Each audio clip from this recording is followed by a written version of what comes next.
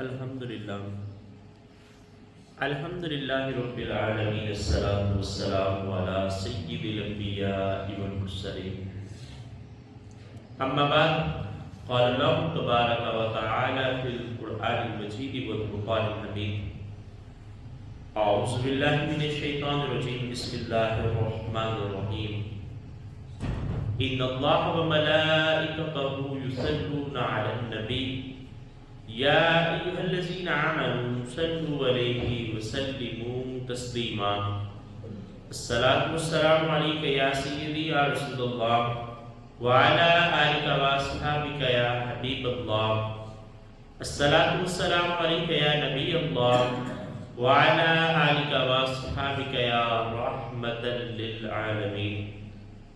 اللہ رب العزت کی حمد و ثنا اور آقا علیہ الصلوۃ والسلام کی بارگاہ میں گلہ عقیدت پیش کرنے کے بعد نہایت ہی معزز و محترم سامعین حضرات، سورہ النساء پارہ نمبر 5 اور رکوع نمبر 4 کے حوالے سے گفتگو ہو رہی تھی۔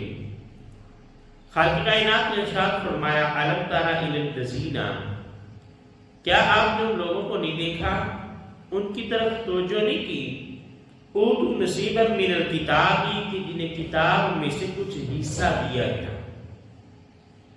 آیت کریمہ کے اندر اللہ رب العزت نے یہود کی بات کی۔ قرآن پاک کے اندر جب رسول اللہ صلی اللہ علیہ وآلہ وسلم مکہ سے مدینہ منورہ تشریف لائے تو مدینہ منورہ کے گرد و نواح کے اندر چونکہ یہودی قبائل آباد تھے، رسول اللہ صلی اللہ علیہ وآلہ وسلم نے یہود سے جو ہے وہ معاہدے بھی کیے، اور جو یہودی ہیں ان کے بارے میں ایک عام تعصب اس وقت یہ دیا جاتا تھا کہ یہ پڑھے لکھے لوگ ہیں، یہ خود کو علم والا اہل کتاب کہتے تھے اور باقی لوگوں کو یہ سمجھتے تھے کہ انہیں علم نہیں ہے۔ اس لیے قرآن پاک نے کئی جگہ پر جو مدنی صورتیں ہیں ان میں یہودیوں کی بات کی، یہودیوں سے اللہ رب العزت نے انہیں دعوت فکر دی کہ تم لوگ کیوں رجوع نہیں کرتے جبکہ تمہارا یہ ماننا ہے کہ تم پڑھے لکھے۔ تو فرمایا کہ اہل کتاب کی طرف آپ نے نہیں دیکھا، کون سے اہل کتاب؟ یشترون الضلالۃ، کہ جنہوں نے گمراہی کو خرید لیا۔ وہ لوگ انہیں کتاب میں سے حصہ ملا، یعنی اللہ رب العزت نے ان پر کتاب نازل کی، لیکن ان لوگوں نے گمراہی کو خرید لیا۔ وَيُرِيدُونَ أَن تَضِلُّوا، اور وہ چاہتے یہ ہیں کہ تمہیں بھی گمراہ کر دیں سبیل، سیدھے راستے سے۔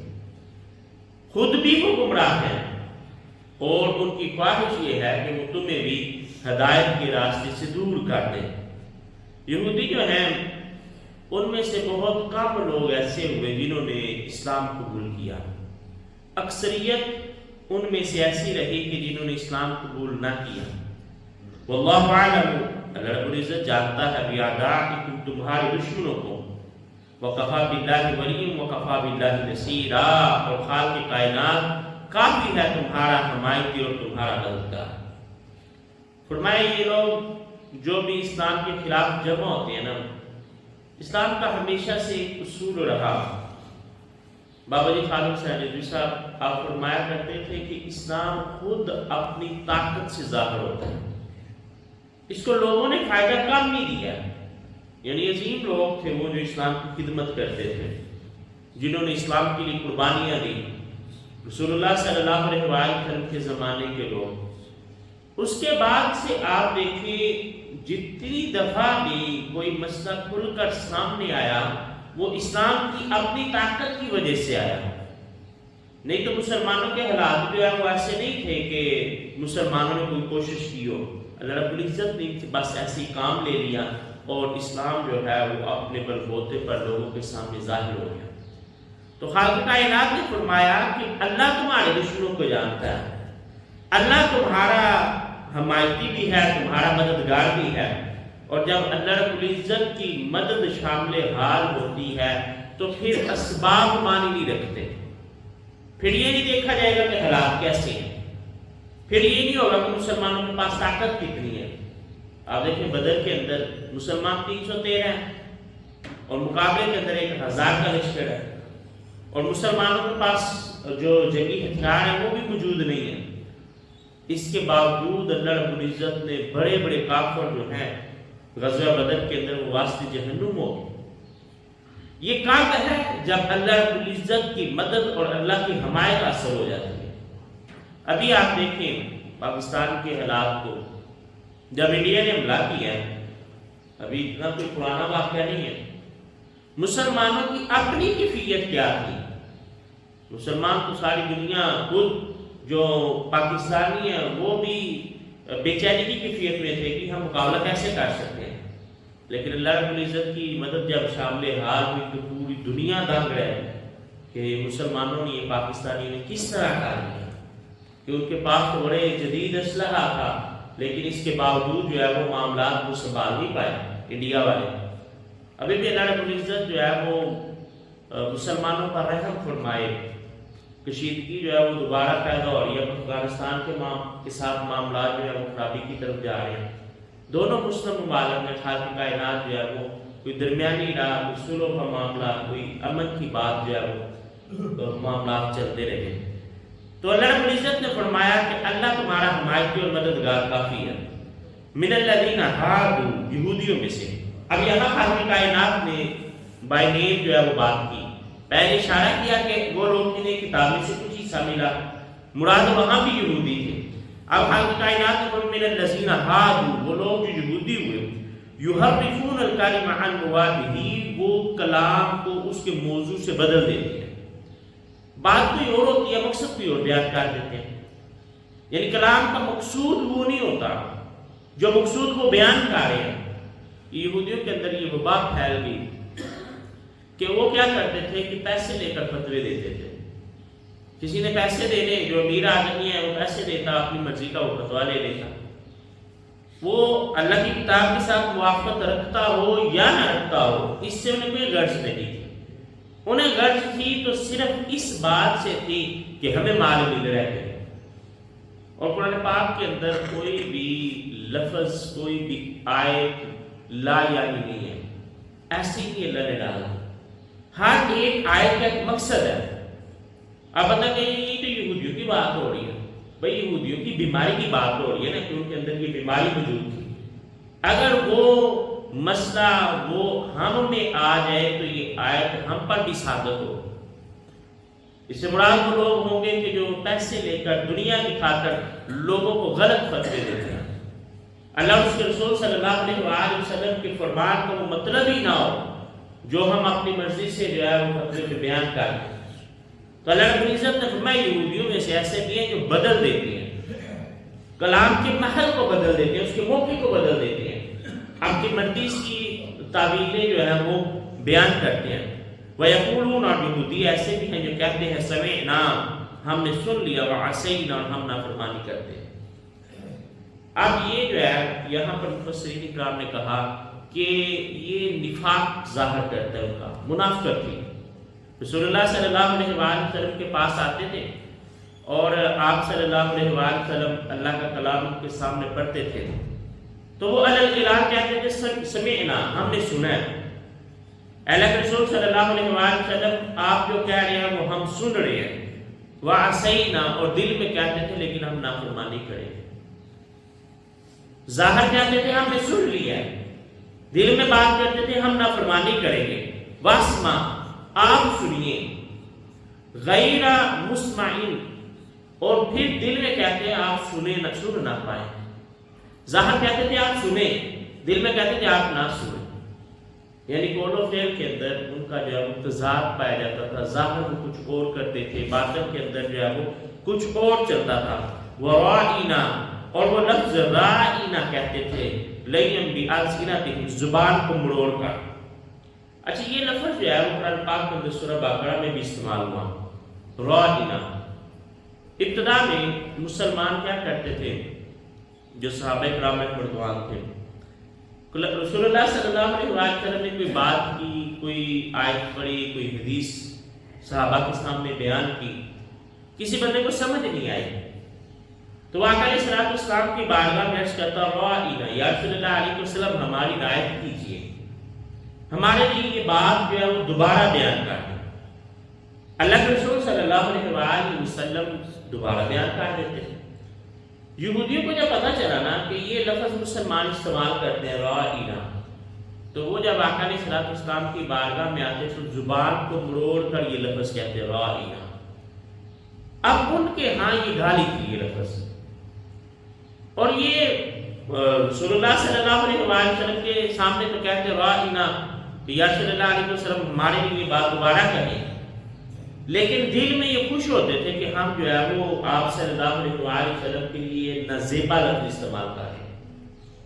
تو خالق کائنات جو ہے وہ چونکہ دلوں کے احوال سے بھی واقف ہے، اسے تو پتہ ہے کہ یہ کیا معاملات چاہ رہے ہیں۔ تو وہ کیا ہوا، اللہ رب العزت نے ایمان والوں کو منع کر دیا، فرمایا تم یہ لفظ استعمال نہیں کرو گے، رائنا کا لفظ استعمال نہیں کرو گے، بلکہ اس کی جگہ پہ انظرنا کا لفظ استعمال کرو گے۔ سبحان اللہ۔ یا رسول اللہ علیہ وسلم ہماری طرف نظر رحمت کیجیے۔ تو اب کیا ہوا، اس سے آگے بلکہ سورہ بقرہ میں اللہ رب العزت نے فرمایا اے ایمان والو یہ لفظ بھی کہنے کی ضرورت کیا ہے، تم پہلے ہی غور سے سنا کرو۔ اللہ کے رسول صلی اللہ علیہ وسلم کی بارگاہ میں یہ کہنا کہ یا رسول اللہ علیہ وسلم ہمارے لیے یہ بات آپ دوبارہ بیان کریں، اس کی نوبت ہی کیوں آتی ہے، پہلے ہی توجہ سے کیوں نہیں سنتے؟ تو اب اس محل پر سورہ نساء کے اندر اللہ رب العزت نے ایمان والوں کے طرز کا بیان نہیں کیا، وہ سورہ بقرہ میں موجود ہے۔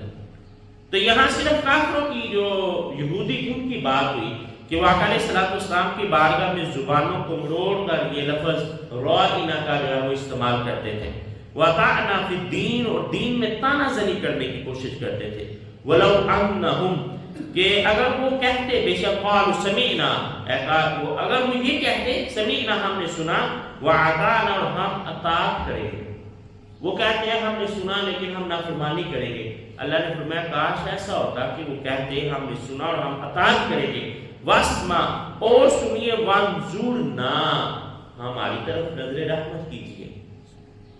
اللہ رب العزت نے فرمایا کہ ان لوگوں کو جو بات وہ کرتے ہیں یہ نہیں کرنی چاہیے، بلکہ ان کو یہ کہنا چاہیے تھا کہ ہم سنتے ہیں، ہم اطاعت کرتے ہیں، یا رسول اللہ علیہ وسلم آپ سنیے، آپ ہم پر نظر رحمت کیجیے، یہ لفظ استعمال کرنے چاہیے۔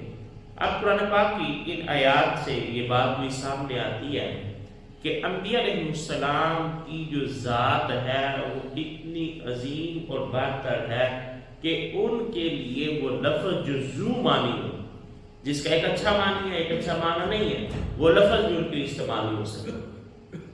اللہ رب العزت کو اپنے انبیاء علیہ السلام کی عصمت اور عظمت کا اس قدر خیال ہے، تو رسول اللہ علیہ السلام کی بارگاہ کے لیے کوئی کمزور جملہ بولنا یہ روا نہیں۔ وہاں پر تو عالم یہ ہے کہ کریم سورہ حجرات کے اندر اللہ رب العزت نے آقا علیہ السلام کی بارگاہ کے آداب سکھائے، فرمایا میرے حبیب علیہ السلام کو ان کے ذاتی نام سے بھی نہ پکارو، جیسے تم ایک دوسرے کو پکارتے۔ نہ صرف یہ کہ اللہ نے ایمان والوں کو یہ حکم دیا بلکہ پورے قرآن کا مطالعہ کریں، خود بھی اللہ نے اپنی یہ سنت جاری کر دی کہ قرآن میں کسی جگہ بھی اللہ رب العزت نے اپنے محبوب کو ندا کے صیغے سے ذاتی نام سے نہیں پکارا۔ پورے قرآن میں کہیں یا محمد یا احمد کا لفظ استعمال نہیں ہوا۔ قرآن پاک کے اندر لفظ محمد اور احمد جہاں بھی آیا تعارف کے لیے آیا، محمد رسول اللہ، محمد اللہ کے رسول، یا محمد نہیں کہا۔ اور سورہ صف میں کہا کہ میرے بعد عیسیٰ علیہ السلام تعارف کروا رہے ہیں، میرے بعد ایک نبی ہے اسمہ احمد، جس کا نام احمد ہوگا۔ وہاں پر بھی یا لفظ نہیں آیا، کریم آقا علیہ السلام کے لیے یا کا لفظ جب بھی آیا وہ آقا علیہ السلام کے صفاتی ناموں کے ساتھ آیا، یا ایھا النبی، یا رسول اللہ، یا ایھا المدثر، یا ایھا المزمل، یہ لفظ استعمال ہو۔ اور باقی انبیاء علیہ السلام، اسلام وہ دین ہے کہ جو کسی بھی نبی کی گستاخی کو برداشت نہیں کرتا۔ ایسا نہیں ہے کہ ہم کہیں گے ہم چونکہ محمد عربی علیہ السلام کی امتی ہیں ان کا ہم ادب کریں گے، یہودی چونکہ موسیٰ علیہ السلام کو مانتے ہیں اس لیے ہم موسیٰ علیہ السلام کا احترام نہیں کریں گے، نہیں، اسلام یہ درس نہیں دیتا۔ اسلام کہتا ہے رسول علیہ السلام کی بارگاہ میں بھی گستاخی ہے، اور حضرت موسیٰ علیہ السلام کی بارگاہ میں بھی گستاخی دار اسلام سے خارج کر دیتی ہے۔ حضرت داؤد علیہ السلام کی بارگاہ میں بھی گستاخی کرنا بندے کو دار اسلام سے خارج کر دیتا ہے۔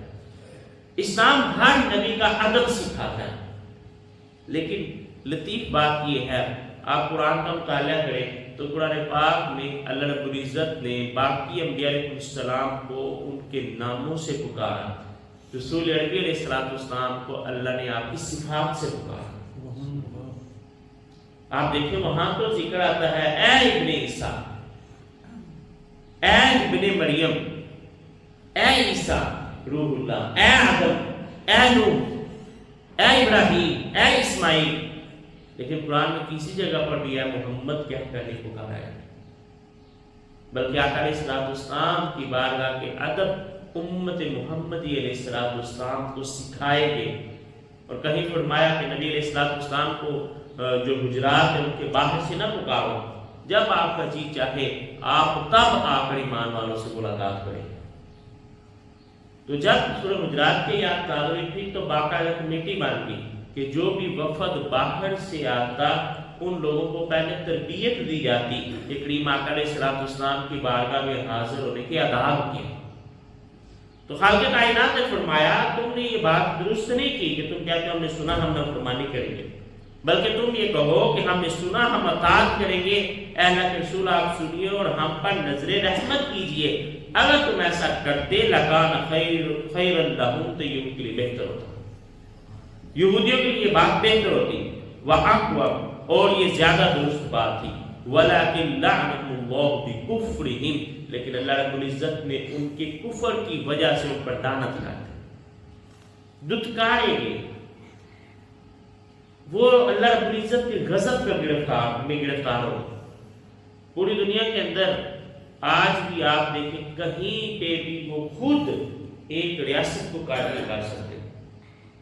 آپ اسرائیل کی بات کرتے ہیں، اسرائیل جب سے بنا ہے تب سے امریکہ کی سپورٹ سے بنا ہے، اور آج بھی ان کا کوئی بھی معاملہ ہوتا ہے تو اس میں ویٹو کرنے والا امریکہ ہوتا ہے، وہ کہتے ہیں نہیں ہم اسرائیل کے ساتھ ہیں، ہم یہودیوں کے ساتھ ہیں۔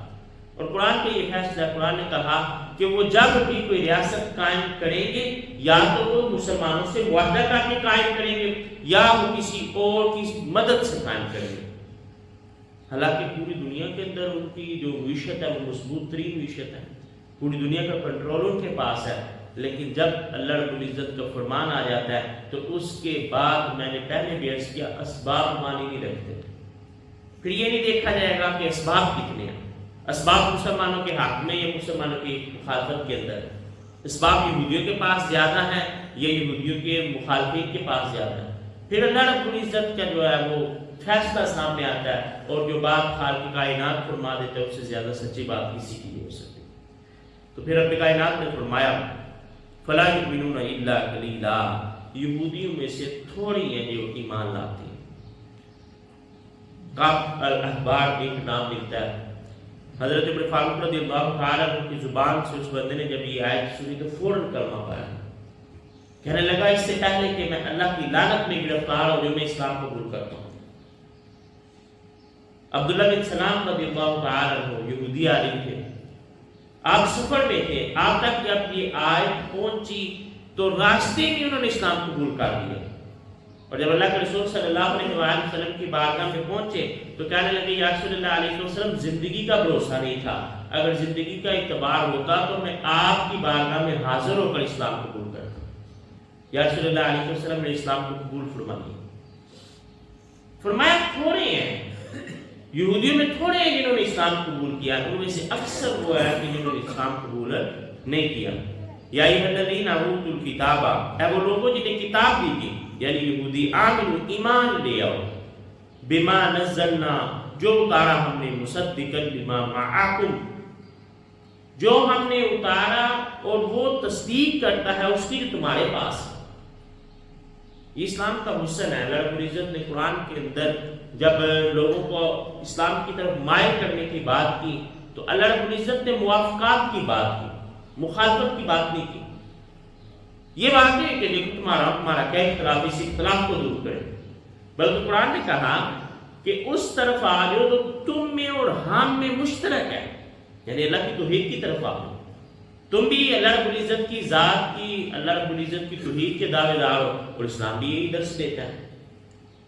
یہاں بھی فرمایا کہ جو اللہ کا قرآن اترا یہ کوئی نئی چیز نہیں ہے، بلکہ یہ جو تمہارے پاس کتابیں موجود ہیں ان کی ہی تصدیق کرنے والا ہے. یہ کہتا ہے کہ اب آپ دیکھیں، ہم تو رات کو مانتے ہیں، زبور کو مانتے ہیں، انجیل کو مانتے ہیں. کیوں مانتے ہیں؟ کیونکہ قرآن نے کہا.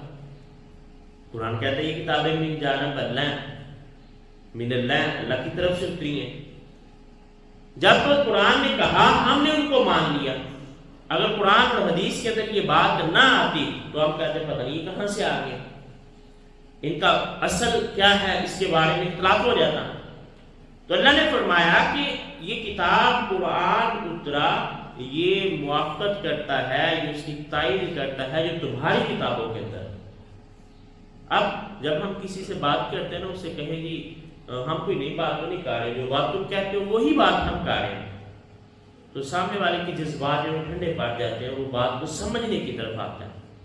چاہیے جائے کہ ہم بات یہاں سے شروع کریں گے ہمارا اختلاف کیا ہے. اور میں یہ سمجھتا ہوں کہ آج بھی جب ہم کسی سے ڈیبیٹ کریں، کسی سے بات کریں، تو اختلافات کی بات ہونی چاہیے، پہلے موافقات کی بات ہونی چاہیے. ہمارے معاشرے کا المیہ یہ ہے، ہم کہتے ہیں یہ موضوع تو وہ ہے نا جو ہمارے سیم ہے، ان کو چھوڑو، اس میں اختلاف ہے، اس پہ بات کرو. جبکہ قرآن کا سلوک کیا ہے، قرآن پہلے اس موضوع پر بات کرتا ہے جو ایک جیسے ہیں، جس میں یکسانیت پائی جاتی ہے. اس کا فائدہ کیا ہوتا ہے؟ اس کا فائدہ یہ ہوتا ہے کہ بندہ کہتا ہے اتنی ساری چیزیں ہم ایک جیسی ہیں، یہ ایک دو مسئلے پر اختلاف ہے، چلو اتحاد کی طرف نکلتے ہیں. لیکن جب ہم پہلی بات کی مخالفت پر آ جاتے ہیں، بات کو سننے کے لیے تیار نہیں ہوتے، تو اس کا نتیجہ وہ نہیں نکلتا جو اسلام چاہتا ہے. تو اللہ رب العزت نے فرمایا کہ یہ کتاب اس کی تصدیق کرتا ہے جو تمہارے پاس موجود ہے، من قبل، اس سے پہلے، ان نطمس وجوہا، اس سے پہلے کہ تمہارے چہرے بگاڑ دیے گئے. اللہ نے فرمایا اسلام کی طرف آگے اس سے پہلے کہ تمہارے چہرے جو ہیں وہ بدل دیے جائیں، بگاڑ دیے گئے. فَنَرُدُّهَا عَلَىٰ أَدْبَارِهَا، پیٹھ کے پیچھے لگا دیے. اب بعض لوگوں نے کہا کہ قیامت کی بات ہے کہ قیامت کے دن کے چہرے جو بگاڑ دیے جائیں گے، پیچھے کی طرف لگا دیے جائیں گے. بعض لوگوں نے کہا کہ یہ دنیا کی بات ہے. جنہوں نے کہا یہ دنیا کی بات ہے، وہ کہتے ہیں کہ اگر یہودیوں میں سے ایک بندہ بھی مسلمان نہ ہوتا تو سارے یہودیوں کی شکلیں بگاڑ دی جاتی. لیکن ان میں سے کچھ لوگ تو تھے جنہوں نے اسلام قبول کیا، وہ اسلام کی طرف آ گئے، اس لیے پھر فور اس کے اظہار نہیں ہوا جو اللہ رب العزت نے اس آیت کریمہ کے اندر جو ہے وہ بیان کیا کہ ان کے چہرے کو جو ہے وہ بگاڑ دیے گئے. اولیاء نلعنہم، ان پر لعنت کی جائے، کما لعنا، جیسے ہم نے لعنت کی اصحاب سب، ہفتے کے دن والوں کے بارے میں. ہفتے کے دن یہ بھی یہودیوں کی بات ہے نا، ہفتے کے دن کو شکار سے منع کیا گیا، لیکن ان لوگوں نے کیا کرنا، ہفتے والے دن جال لگا دینا، اتوار والے دن مچھلیاں پکڑ لی، اور اپنے ٹائم نے کہا جی ہم نے تو ہفتے کو شکار نہیں کیا. اللہ نے فرمایا یہ جو تم نالیاں بنا کے آ جاتے ہو یا جال لگا کے آ جاتے ہو، یہ شکار کرنا ہی تو ہے. اپنے ٹائم انہوں نے یہ ہیلا کیا کہ جی دیکھیں ہم ہفتے کو شکار نہیں کرتے. نتیجہ کیا ہوا؟ ان کی شکلیں بگاڑ دی گئی، ان کے جوانوں کو بندر اور بوڑھوں کو خنزیر بنا دیا گیا، اور پھر 3 دن کے اندر وہ سارے ہلاک ہو گئے. اللہ رب العزت نے فرمایا اللہ ان پر لعنت کرے گا، ایسی لعنت جیسی کہ سب ہفتے کے دن والوں پر لعنت کی، کہ جنہوں نے ہفتے کے دن کا احترام نہ کیا، اللہ رب العزت نے ان کی شکلیں جو ہیں وہ بگاڑ دی. وَقَانَ عَبْدُ اللَّهِ مَفْعُولًا، اور اللہ کا کام جو ہے وہ ہو کر ہی رہنے والا ہے. ان اللہ، بے شک اللہ، لا یغفر، بخشے گا نہیں، ان یشرک بہ، اگر تو اس کے ساتھ شرک کرے گا، وَیغفر مَا دُونَ ذَلِکَ، اس کے علاوہ جس کو چاہے گا وہ معاف فرما دے گا. جب ہم قرآن و سنت کا مطالعہ کرتے ہیں تو ہمیں یہ بات سمجھ میں آتی ہے کہ 2 گناہ ایسے ہیں جن کی بخشش نہیں ہو سکتی.